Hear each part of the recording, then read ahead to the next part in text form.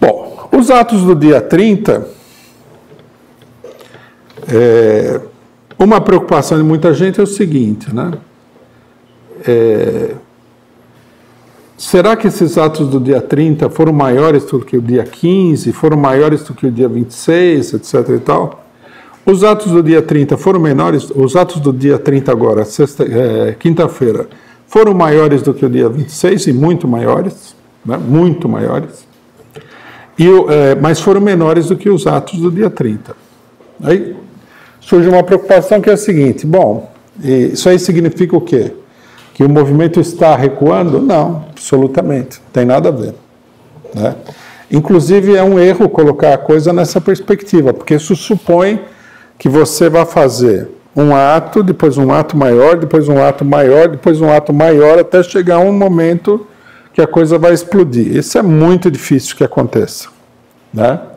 Isso acontece em geral não no início de um determinado processo, mas no final de um determinado processo acontece isso. Por exemplo, na experiência brasileira, nós temos aí um caso em que aconteceu algo muito semelhante, que foram os atos pelas diretas já na época da ditadura militar.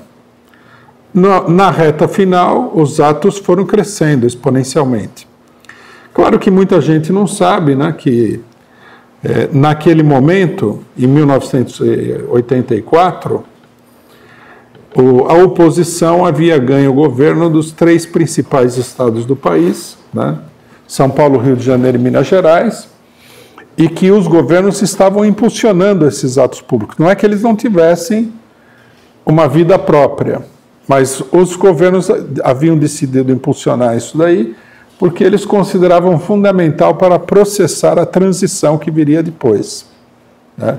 Então, no comando dos atos estava o PMDB, né, que governava o estado de São Paulo e o estado de Minas Gerais, e o PDT, que governava o estado do Rio de Janeiro. Eram os 3, juntamente, esses 3 partidos, esses 2 partidos eram os partidos que dominavam os atos. O PT tinha uma participação, mas como o PT era considerado partido sem deputados, essa coisa toda, né, porque não tinha havido nem a oportunidade de participar aí, era um partido menor, não tinha deputados, perdão, mas muito poucos. Era um partido que aparecia de maneira secundária, embora a liderança do Lula fosse muito grande. Nesse caso, os atos na reta final eles foram crescendo, porque eles foram impulsionados tanto pela vontade do pessoal de obter, né, conquistar as eleições diretas, como pelo impulso dos governadores. Depois, esse movimento, né, ele foi utilizado para eleger um presidente indireto, que é o que acontece no Brasil, né? Você chama o pessoal na rua para conseguir direta já e você acaba ganhando um presidente indireto, né? Foi eleito o Tancredo Neves no colégio eleitoral, não deu, pessoal, a gente tentou aqui, fez o possível, grandes atos, etc. e tal, agora só resta o colégio eleitoral, vamos para o colégio eleitoral. E aí quando o país abriu o olho, uma bela manhã, estava lá o Tancredo Neves, que era quase do partido da ditadura, de tão direitista que ele era, né? Veja-se o Neto, e um vice que era da ditadura, quer dizer, o golpe do século, como acontece sempre no Brasil, que tudo é extremamente fraudado e manipulado. Bom, nesse momento aqui nós não temos essa situação, e nem há como esperar essa situação. É natural que o movimento se desenvolva de uma forma irregular, né? Inclusive, várias pessoas, por desconhecimento de causa, levantaram aí a ideia de que você não deve ter atos parciais. Você só deve ter os atos centrais, o que é um erro total. Todo movimento que cresce espontaneamente, ele vai realizar uma série de atos parciais. Qual que seria o problema se numa cidade do interior o pessoal saísse à rua pedindo fora Bolsonaro, contra a reforma da Previdência? Não há nada de ruim que possa advir desses atos. Vamos supor que antes de um ato grande você tivesse 15 pequenas manifestações em São Paulo. Seria excelente. Não há nenhuma racionalidade em dizer que não deve ter atos pequenos. Esse ato mesmo, quando ele foi lançado pela UNE, né? A UNE, vendo a participação dos estudantes no ato passado, onde ela não teve muita participação em convocar, falou, é a hora de recuperar um pouco de prestígio, porque a UNE está muito desprestigiada há muito tempo, e chamou o ato estudantil, né? Não foi só ela que chamou, mas muita gente no momento falou, é um erro chamar um ato logo em cima do outro e tal, e nós estamos vendo que não. Nós estamos vendo, a experiência da quinta-feira mostrou que, pelo contrário, você precisa ir esquentando o ambiente político, precisa botar o povo na rua. A ideia de que o povo se cansa e tudo mais é besta, né? Aqui a gente deve dizer o seguinte, quando se trata de dizer o que tem que ser feito na manifestação, o que não faltam são os aprendizes de feiticeiro. Todo mundo tem uma fórmula, né? É uma coisa inacreditável. Essa semana mesmo, estava lendo uma matéria de um dos blogs aí da esquerda progressista, onde o cidadão apresenta toda uma receita de como fazer um ato público, né? Então, você não deve fazer o ato público centralizado, teria que dividir o ato público em várias mesas, como se fosse assim um seminário universitário. Ele apresenta toda uma fantasia. Nós temos que lembrar o seguinte, que, primeiramente, as formas de luta e de mobilização, elas não são criações arbitrárias de nenhum artista da mobilização. Não tem lá um Rembrandt da mobilização que fala, inventei o ato público. Não existe isso, né? O arquiteto, né, o Niemeyer, da greve. Não, eu inventei a greve.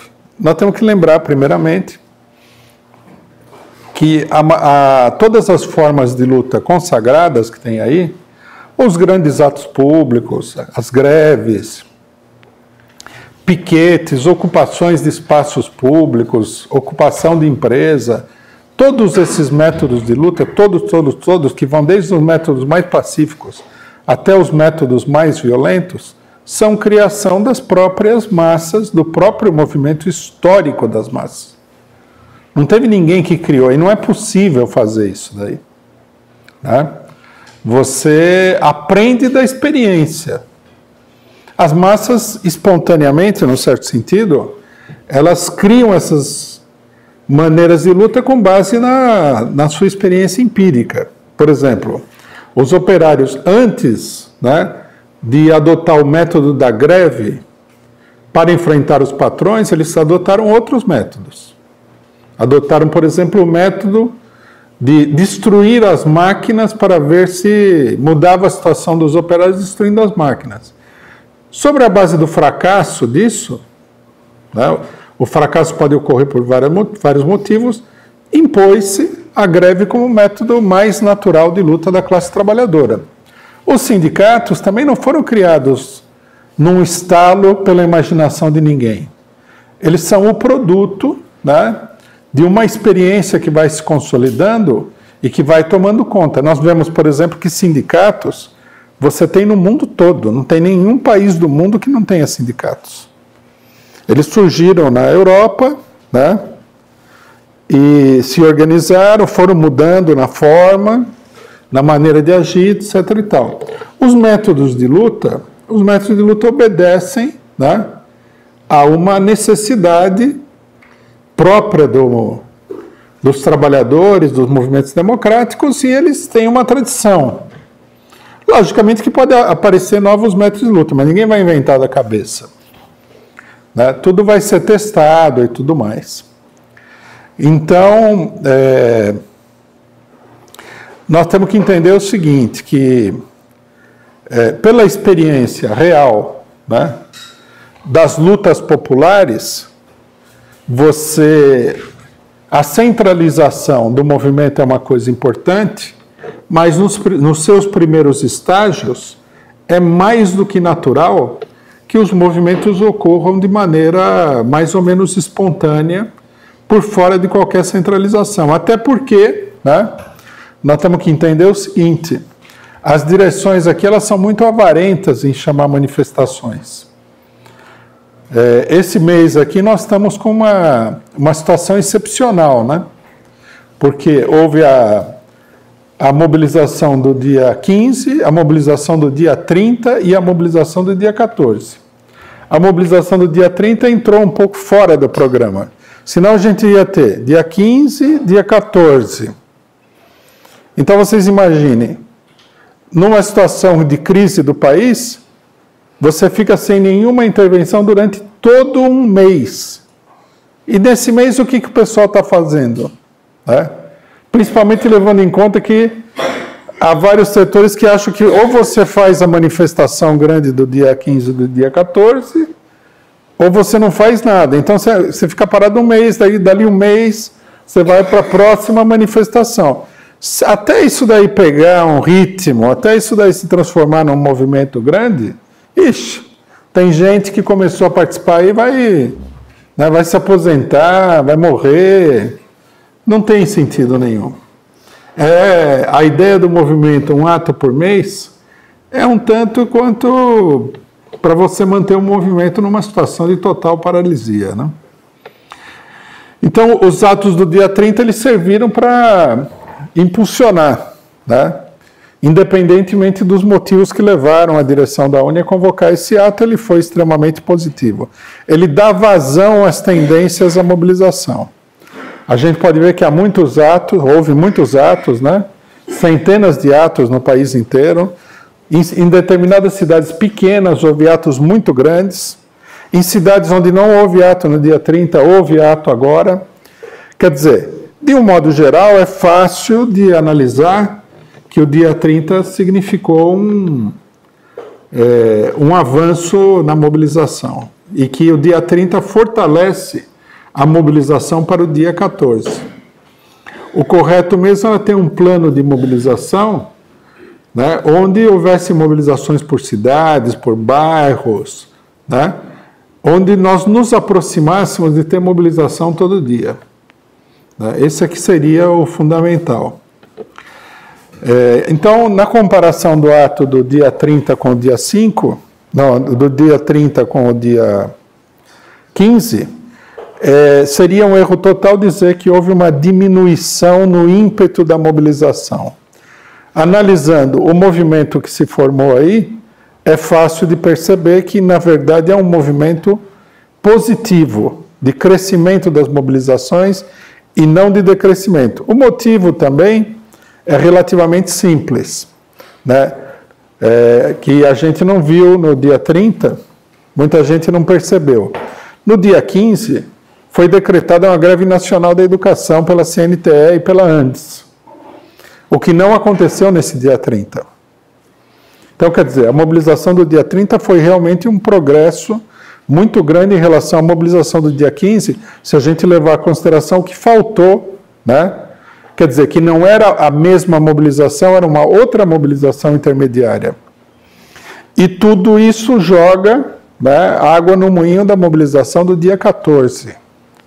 Né? Felizmente, salvo engano, né, porque o pessoal muda de opinião todo dia, muito confuso, foi decidido que o dia 14 tem que ser um dia de greve geral ativa, com grandes manifestações. Então, isso é uma decisão crucial, essa decisão de que tem que ter grandes manifestações, porque sempre tem uns espertinhos que dizem o seguinte: se tem greve não dá para fazer manifestação, que é uma coisa que você fica admirado de ouvir numa reunião, né? Tem também o cara que fala que se não tem greve não dá para fazer a manifestação. Então, no final das contas, você não poderia fazer manifestação de jeito nenhum. Se tem greve não dá, se não tem greve também não dá. Isso é tudo bobagem, né? Chamando-se uma manifestação no dia 14, pode-se convocar todos os setores, por exemplo, professores, todos esses setores vão participar da manifestação, estudantes, setores dos movimentos populares, tudo. Nesse sentido, é importante dizer, né, vamos falar um pouco mais para frente, que a greve geral não pode ser encarada como uma greve de tipo corporativa. É um ato dos sindicatos. Não, é um grande movimento popular, cuja coluna vertebral são os sindicatos, né?